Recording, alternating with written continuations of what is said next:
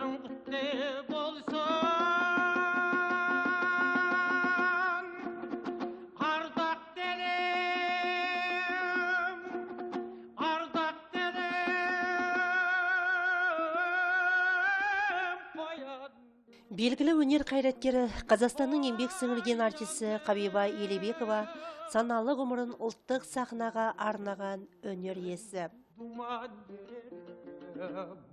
Қазақтың шетімен шегі жайылған Дархан даламыздың кең жүрегі іспеттес Қарқаралы өңірінің тума таланты Жүсекеңнің Қабибасы жайлы сыр шертетін болсақ, Қабиба Елебекова Алланың берген өнерін өмір жолына ұштастырып, қайталанбас тұлға биігіне көтерілді.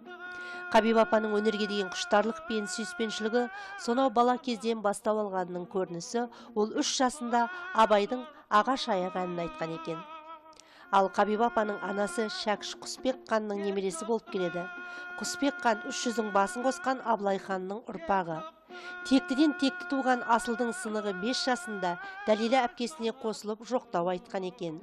Әке балаға сыншы дегендей, Қарақбай атамыз 8 қырлы бір сырлы Қарқаралының маңдайалды азаматы болған. Осы пойызда 1973 жылғы Сөкеңді көкшеге алып бара жатқаным есіме түсіп отыр. Сүппек ауырған еді. Больницаға жатты. Бірақ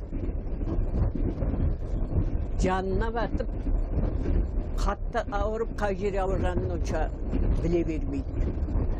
Ұйқыдан айырылып қалды. 1,5 айдай ұйқы көрмейді. Үйге шықты, бәрібір ұйқы көрмейді.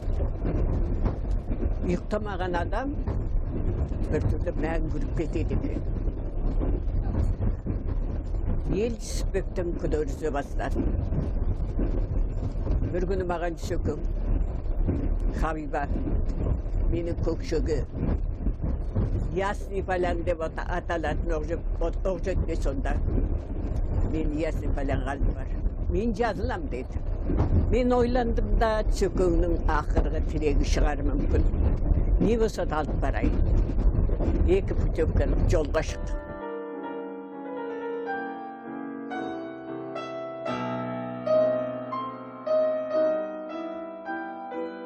Біз Оқжетпеске келдік. Сөкең сол жолы жазылып қайтты. Бұл Оқжетпес маған соншалық ыстық. Алланың өзі әдейі арнап ауруын жазсын, дертінен айырылсын, көңілі көтерілсін деп жасаған бір орманды, тоғайлы, көлді бір әдемі жер болып елестейді.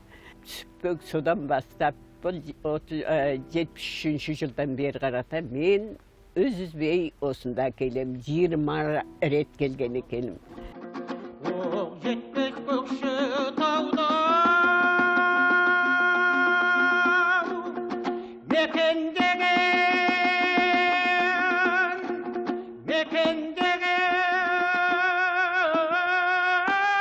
тел қара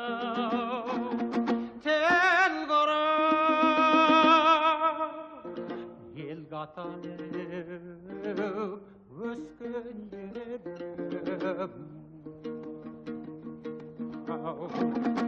жер шабытыра көкшетау талғарай бақшабау бауырыңда бір 80 гүл желің жұпараң қиды бауырыңда бір 80 гүл желің жұпараң қиды. Кенже баласымын ғой, 4-ші бала. Ең үлкені Дариға деген апамыз бар, ол кішкене арып қалды. Ақан деген ағамыз ол қайтыс болып кетті 2015-те. Біржан ол 2013-те қайтыс болып кетті. Сол жұмыста Астанада жүргенде мамам звондайды. Біржан қайтыс болып кеткенде. Естай келмейсің ба? Мамам жұмыста жүрмін ғой, 2 жыл қалды пенсияға.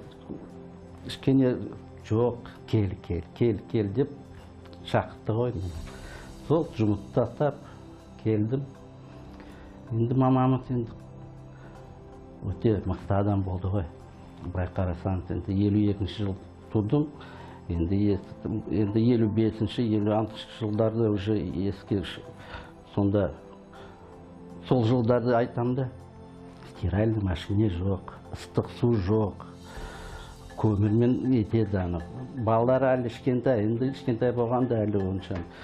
Соны кірлі жуып, сағат 8-де тұрады, тамағын істеп, сосын тамақтырады біз.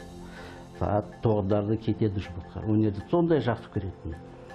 Сағат 9-да кетеді, сағат 1-де келеді, тағы да тамақты ыстадымыз, тағы да береді. Сағат 6-ларда тағы да кетеді жұмысқа, енді спектакль бар. Соны айтам да, жұмысты тастамады ғой, сондай жақсы көретін жұмысты. Енді сол жылдарда енді жанында болдым. Айтшы ғой, мұнда Мағжан Жұмабаевтың өлеңдері жақсы көреді. Бір кітабымды алды да, естай кітапты. Өлеңдерін давай жатта деп. Жарайды, мам, жаттаймын деп, енді оқимын ғой. Бір өлеңі бар, сен сұлу деген. Соны жаттадым. Мама, жаттадым деп бардым жанына. Айтып берші деді. Жарайды, айтып берейін деп айтып жүрген қазір. Жанға жайлы май сұлу. Жар жүр кеткен майда нажағай сұлу. Қызықты орман, көңілді еркін кен дала, күміс таба көкте жүткен ай сұлу. Кешке ескен жібек жылы жел сұлу, хош иісті түрлі түсті гүл сұлу. Әдемі аспан төбедегі көк шатыр, асқар тау дариясымен жер сұлу. Сылқ-сылқ күліп сылдыр қаққан су сұлу, көлге қонып қалқылдаған қу сұлу. Бейне айнадай жарқыраған айдыннан күн шығарда көтерілген бу сұлу. Шаңқай түсте өткір алтын күн сұлу, жымыңдаған жұлдыздармен түн сұлу. Тол жатыр түрлі сұлу дүниеде, бәрінен де маған сәлем сен сұлу деп мамаға айтып жүргенде, ой, молодецсің ғой. Енді өлең бар, жастарға сенемін деп. Оны да жақта жарайды деп, оны әлі еткен жоқпын.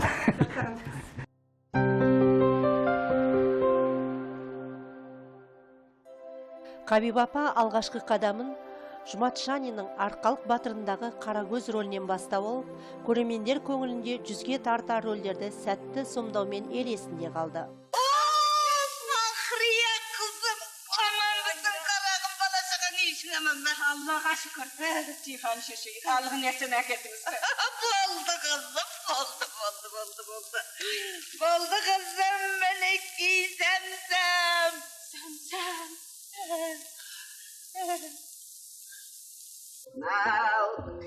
Мынау іңкәріңнің аспабы дәл сол түнгідей игеріп шемен толғап шетчестай құлақ құрышымды қандыршы. Көз жасыма тұншыққан зар жанымды қинама, жемеше, қинама. Саз атаулыға құлқым жат. Естай сөзді ғой. Сенен мен сұрап отырмын ғой 50 жылда бір рет. Домбыра ұстамағалы қай заман, таздан тарақ қалғалы, естай молақ болғалы қашан. Таным дүниесін шарлайық, талғам деңгейін парлайық, кемел ойланып, кен толғап, сыр тартып тылсым тереңнен сезім асылын қарғайық. Бүгінгі әңгіме қазақ театр өнеріне өшпес із қалдырған, еңбек сіңірген. Күні кеше ғана қырқын берген, ғасыр жасаған Хабиба апамыз туралы болмақ. Хабиба апам Қара шаңырақтың табалдырығын 1935 жылы аттаған екен. Содан бері 81 жыл өмірі осы Қара шаңырақтың сахнасында өтті. Қыз тәрбиеледі, ұл өсірді. Қазақтың күміс көмей әншісі Жүсекеңнің бәйбішесі өзің жазған кітаптарында қазақтың небір ұлы тұлғалары мен дастархандас дәмдес болған, сол кісілерден үлгі алған, сол кісілерден көп дүниелерді үйренген, өмірдің қанша қиыншылығы болса да, қанша ауыртпашылық мойынға түссе де, қаншама тауқымет көрсе де, соның бәрін шыдамдылықпен жеңе білген, соның бәріне төзе білген аяулы ана, ұлы актриса, ардақты жар. Осыдан 2 жыл бұрын бір қызық оқиға болды. Көпшілік жол жүретін автобустың ішінде келе жатыр едім. Ұялы телефон шырылдағаннан кейін алсам, Хабиб апа екен. Саят қалың қалай, апа жақсы, қалай өзіңіз? Деп жаңағы енді көпшілік көлікте отырғаннан кейін қатты дауыстап сөйлеуге қысылдым. Хабарласпадым ғой, апа звондап тұрмын ғой, қашан келесің? Енді бүгін күн бейсенбі, ертең жұма ғой, сенбі жексенбі, дүйсенбіге барам апа, жексенбіден кейін дүйсенбіге барам деген. Жаңағы телефонмен жайлап, сөйсем апам енді құлағы шалыс естіп, Саят 70-ке толды. Ана өзін қарайтұғын Рахима деген қыз бар, соған айтты. Ойбай, Саят 70-ке толды, жүш, базарға бар, жаңағы дұрыс шапан алып кел. Баламнан ұят болмайтын болсын деп. Сон дүйсенбі күні түс ауа келем деп отырғым. Бір кезде телефон шырылдады, алсам Мәрзия. Сәке сәлеметсіз бе дейді, сәлеметпен мәкен. Қалай десем, Сәке 70-ке толған торқал тойыңыз құтты болсын дейді. Мәкенеу не деп тұрсыңыз? Апам етін асып, дастарханын жайып, шапанын әзірлеп, сені күтіп отыр дейді. Не дейді десем, Сәке мен сол үйден кіп апам жанынан хабарласып отырмын деп. Мен қазір жетем деп жаңағы торт ұстайсап қолыма салып ұрып жеттім, келсем апам отыр. Жаңағы енді шалыс естіген Естайда келе қалды, сол көрді да. Сонымен қой, жаңағы әңгімелесіп отырып, даурылап, апам иығыма шапанын жауып, соны бір қызық болды, аяқ астынан сондай.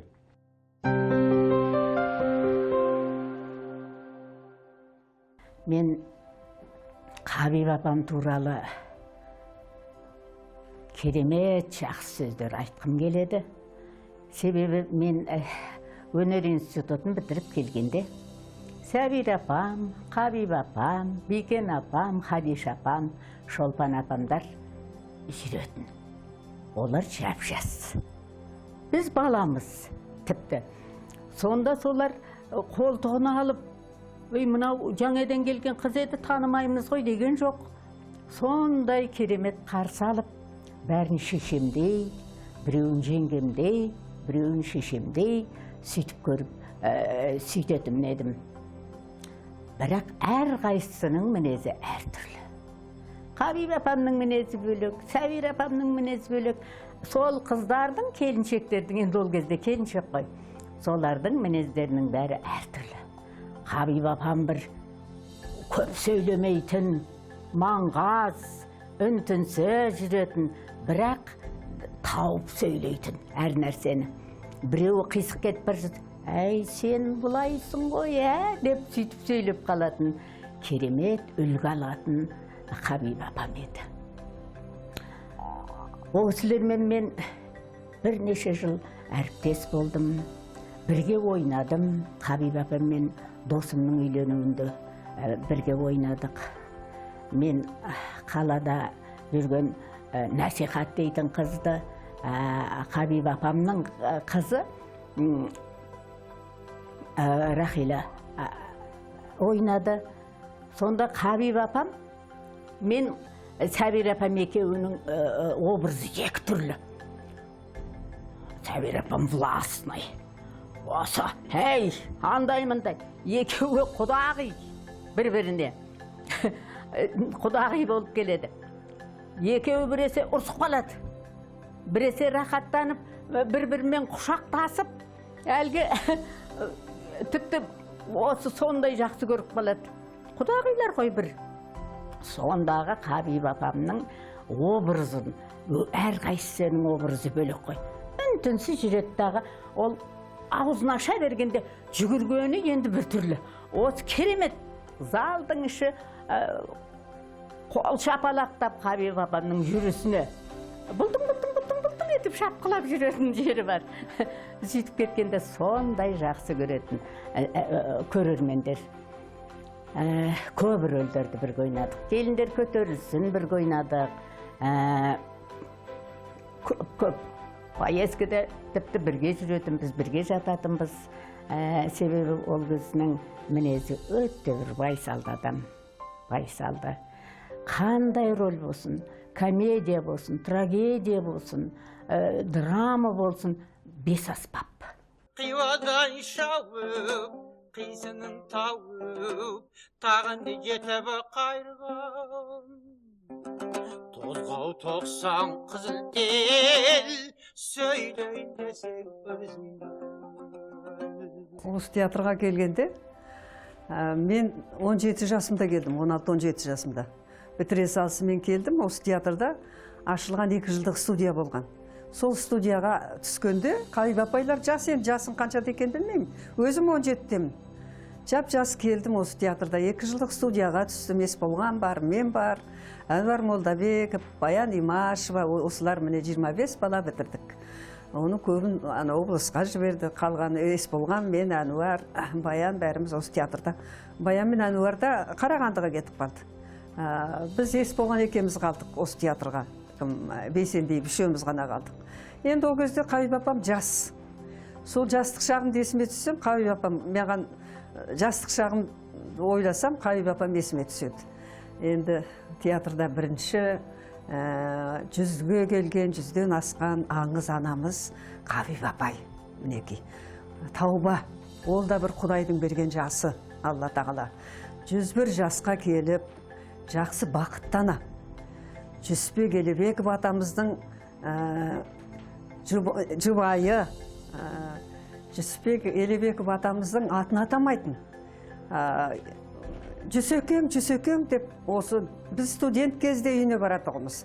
Сонда жаңа айтып атыр ғой, дастарханы бұл кісінің. Үйдің өзі орында, үйді керемет жасаған, осы күнде де енді бірін айтып біріне кетем. Анада бағып жүрген Рахима апай мен бәрін аралатты. Сол баяғы қалпында сол үй өзгертпейді екен. Анау өзінің спальнийі тұрған тап-таза әппақ баяғы жас кезіндегідей тұр. Орында ананы қозғаса қозғамайды екен. Сол орында болу керек екен. Соған таңғалам мен Қабиба апайдың, ой Аллай, өз орнықты кісі ғой, салмақты. Ол ел құсап анау деп әлгі артық сөз айтпайды. Ойланып, сөйлеп, ойланып, сол істейтін жұмысының өзін ойланып барып, сөйтіп жасайтын адам. Мен Қабиба апайдан көп тәрбие алдым.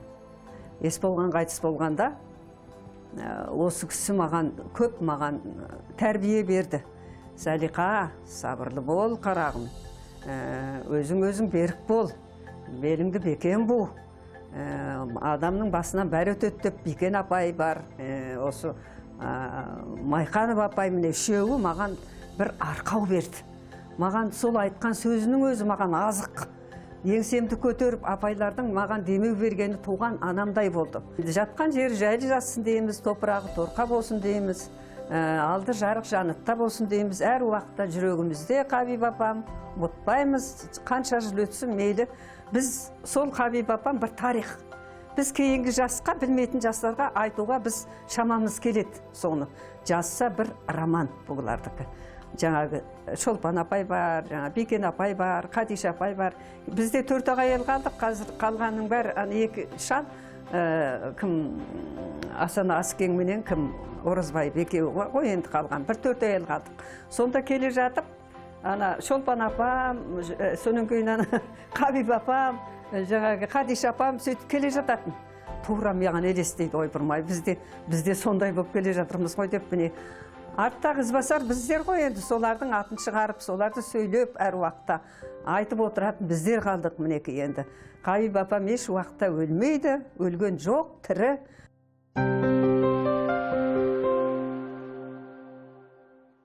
Енді осы Хабиба апамыз 100 жасқа толғанда осы театрда үлкен мерейтой өтті. Сол кезде бір армандап едім апай туралы жазсам деп өзінен рұқсат алғанмын. Қазақстан әйелдерінде өзім тілші болып жүргендіктен апа сіз туралы бір жазсам деп едім дегенде кел қызым кел деген. Бірақ соған бір сәті түспеді да, сол енді гастрольдік сапармен мынау Мұхит атамыздың жаңағы мерейлі тойы дейді 175. Тағы да көптеген шаралар болып, ел аймақты Орал, Атырау, Астананы айналып келгенше ол кісі өмірден өтіп кетіпті екен. Содан мен көңілім қатты түсіп, мынау баяғы жазып алған адресі, баяғы жазып алған апайдың телефонына звондап, көңілімді айтып, мен бүгін Астанадан келдім, бірақ келе сала осы үйге ниетім келіп, осында бір түнейінші апаның орнына деп, әдейі түнедім, сонда бір жақсы түс көрдім. Мен бүгін енді сол Жүсекеңнің стиліне айтып шығайын деп отырмын. Әнші сыры деген әнін.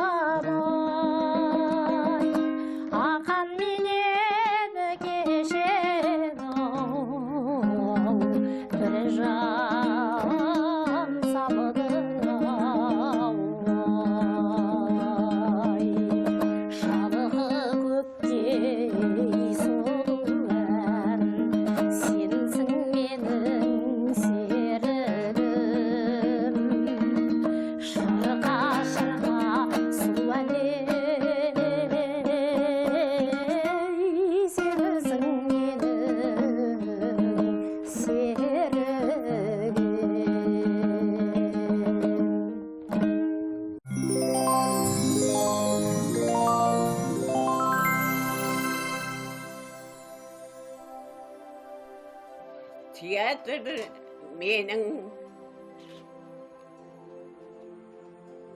үйім. Өзім 14-15 жасымда театрға түстім.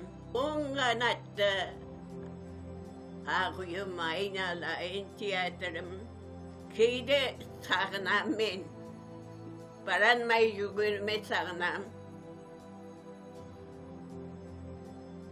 Кейде оңаша отырғанымда, жатқанымда ыңырсып ән салып, өзіммен өзі жылайым, ойпырмай. Bir кезде со театрдың коллективімен бірге бәріміз әр жерге бір барып, біріміздің үйімізге біріміз шулап, рақаттанып, өміріміздің барлығы осы театр екенін біліп, қандай болып жүруші едік. Енді мына қартайған деген адамды құртып жібереді. Қайта мен тәуба дейім. Мен 100-ге келем жақында. 100 жас деген ол аз жас емес. 100 жасқа келгендердің көпшілігі азып не айтып не қойғанын білмей кеткендер де көп. Құдайға шүкірлік етем кейде. Сонда театр жайында сөз болса, анау қолымдағы ұстап жүретін нем кейде қалып қалған өзім білмеймін. Жүріп кететінім бар. Театр teatr. Bir кезде özüp benen o gözü kişi az edi koy.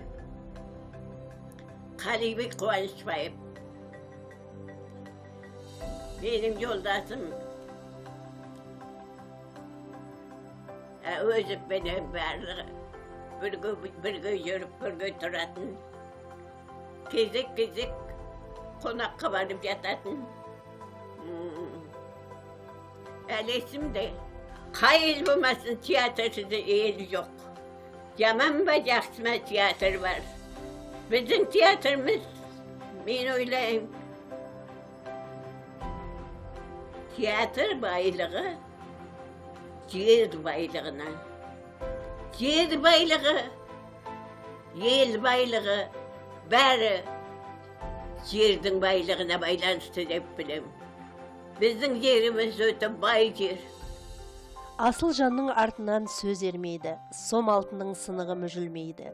Өшпес мұра қалдырған қазынаға, үнің жетсін ғасырдан ғасырларға.